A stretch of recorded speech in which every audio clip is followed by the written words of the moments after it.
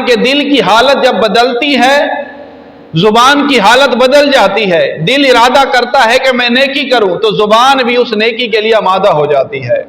دل ارادہ کرتا ہے کہ میں برائی کی طرف جاؤں تو دل کے ساتھ ہی زبان بھی اس برائی کی ہمیشہ خواہش مند رہتی ہے۔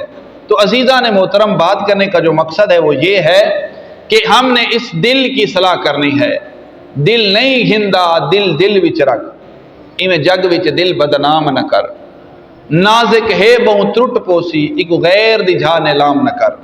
پھر وہ کیسا دل ہے کہ اس دل کے اندر دنیا کی بھی محبت سما جائے، اور پھر وہ کیسا دل ہے کہ جس دل کے اندر رب ذوالجلال کی بھی محبت اور مصطفیٰ کریم کی محبت سما جائے۔ اللہ تعالیٰ نے قرآن پاک کے اندر ارشاد فرمایا ان فی ذلک لذکر لمن کان لہ قلب، بے شک اس قرآن میں اس شخص کے لیے نصیحت ہے کہ جس کے پاس دل ہے۔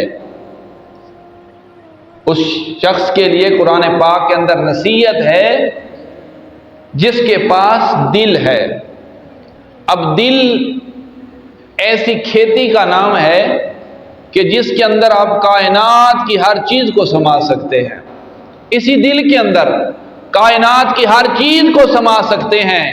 اگر اسے کیلی طور پر یا موزونی طور پر مطلب تولنے کے ساتھ یا ناپنے کے ساتھ ہم دیکھیں تو دل کی جو پیمائش ہے یا دل کا جو ویٹ اور وزن ہے بالکل تھوڑا ہے، لیکن پھر یہ دل کیسا دل ہے کہ اس نے کائنات کی ہر چیز کو اپنے اندر سمیٹ کے رکھا ہوا ہے۔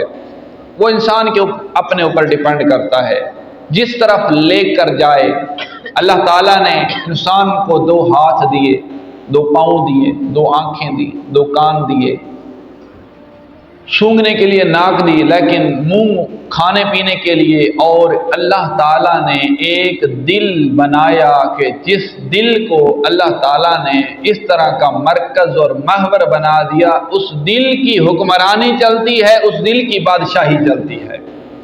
اب دل کو جس قدر لے کر، جس طرف لے کر جائیں گے، جس موڑ پہ کھڑا کر دیں گے، جو دل چاہے گا آنکھیں بھی اسی کی فرما بردار بن جائیں گی، جو دل چاہے گا کان بھی اسی کی طرف نظر دوڑائیں گے، ٹھیک ہے کہ نہیں جی؟ اور جو دل چاہے گا ہمارے ہاتھ اور پاؤں اور قدم جو ہیں ہمارے اسی طرف لپکنا شروع ہو جائیں گے۔ ایک دل ہے۔ تو میرے مصطفیٰ کریم صلی اللہ علیہ وسلم کے غلاموں، اس دل کے اندر مومن کا دل، کافر کا دل، منافق کا دل، مشرک کا دل، ٹھیک ہے کہ نہیں جی، صحابی کا دل، اللہ کے ولی کا دل، متقی پرہیزگار کا دل، ہر دل کے اندر فرق ہے۔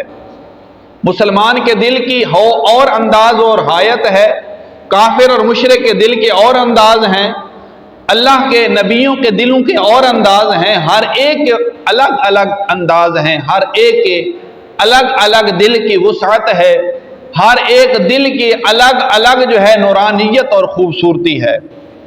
تو میرے مصطفیٰ کریم صلی اللہ علیہ وسلم کے غلاموں، حضرت لقمان جو حبشی غلام تھے، حضرت لقمان جو کہ حبشی غلام تھے، ان سے ایک روز ان کے مالک نے کہا کہ تم بکری لے جاؤ، جا کر بکری ذبح کرو، اور اس بکری کے جو سب سے زیادہ بہترین 2 حصے ہیں وہ میرے پاس لے کر آؤ۔ حضرت لقمان حبشی غلام تھے، مالک کی فرما برداری کرتے ہوئے بکری لے کر ذبح کر کے ان سے ایک دل نکالا اور ایک زبان نکالی، اگر پیش کر دی۔ چند دن گزرنے کے بعد پھر مالک نے حکم دیا کہ لقمان بکری لے جاؤ، اسے ذبح کرو، اور جا کر دیکھو کہ یہ سب سے بری اور جو بدتر، سب سے بری اور جو بدتر اس گوشت کی حصے ہیں وہ میرے پاس لے کر آؤ۔ تو حضرت لقمان پھر وہی دل اور زبان لے کر گئے، دل اور زبان لے کر آئے۔ جب دل اور زبان لے کر آئے، بادشاہ سلامت جو مالک تھا اس نے بڑی حیرانگی سے اس چیز کی وضاحت مانگی کہ اے حبشی، اے میرے غلام، یہ کیا ماجرا ہے کہ میں نے تجھے سب سے بہترین گوشت کے حصے منگوائے ٹکڑے منگوائے تو نے دل اور زبان کو پیش کیا، پھر جب بدترین گوشت کے حصوں اور ٹکڑوں کی باری آئی تو نے پھر وہی زبان اور دل کو پیش کیا، اس کی وجہ کیا ہے؟ تو آپ نے جواب دیا کہ وجہ یہ ہے کہ انسان کے جسم کے اندر سب سے بہترین جو حصے ہیں اور ٹکڑے ہیں وہ دل ہے یا زبان ہے۔ اگر بہتری کی طرف آئیں، اچھائی کی طرف آئیں، نیکی کی طرف آئیں، اپنے آپ کو یہ ایک اچھی روش پر اور اچھے ترک پر چلانا چاہیں تو یہ زبان اور دل ہیں۔ اگر وہ انسان کو بری طرف لے کر جائیں، انسان اپنے آپ کو برے راستے پر گامزن کرے تو انسان کے جسم کے بدترین جو حصے ہیں وہ دل اور زبان ہیں، کیونکہ انسان کے دل کی حالت جب بدلتی ہے زبان کی حالت بدل جاتی ہے۔ دل ارادہ کرتا ہے کہ میں نیکی کروں تو زبان بھی اس نیکی کے لیے آمادہ ہو جاتی ہے۔ دل ارادہ کرتا ہے کہ میں برائی کی طرف جاؤں تو دل کے ساتھ ہی زبان بھی اس برائی کی ہمیشہ خواہش مند رہتی ہے۔ تو عزیزان محترم، بات کرنے کا جو مقصد ہے وہ یہ ہے کہ ہم نے اس دل کی اصلاح کرنی ہے۔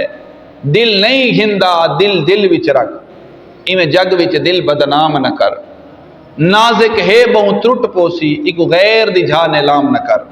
پھر وہ کیسا دل ہے کہ اس دل کے اندر دنیا کی بھی محبت سما جائے، اور پھر وہ کیسا دل ہے کہ جس دل کے اندر رب ذوالجلال کی بھی محبت اور مصطفیٰ کریم کی محبت سما جائے، تو یہ کبھی نہیں ہو سکتا۔ دل وہی پر نور ہوگا، دل وہی مشرف ہوگا، دل وہی معتبر ہوگا، دل وہی روشن ہوگا کہ جس دل کی اس قدر صفائی ہوگی کہ اگر اس کے اندر اللہ تعالیٰ کی محبت سما گئی ہے، مصطفیٰ کریم کی محبت سما گئی ہے، تو پھر اس دل کے انداز یہ ہوں گے، نہ اس کے ساتھ اندر جو ہے دنیا کی محبت آئے گی، نہ ہی دنیا کی کسی اور چیز کی محبت آئے گی۔ تو عزیزان محترم، ہم نے اپنے دل کی اصلاح کرنی ہے۔ اگر دل ہمارا اس اصلاح پر آمادہ ہو گیا، ہم نے دل کی اصلاح کر لی، تو یقیناً ہم نے اپنے آپ مکمل کی اصلاح کر لی۔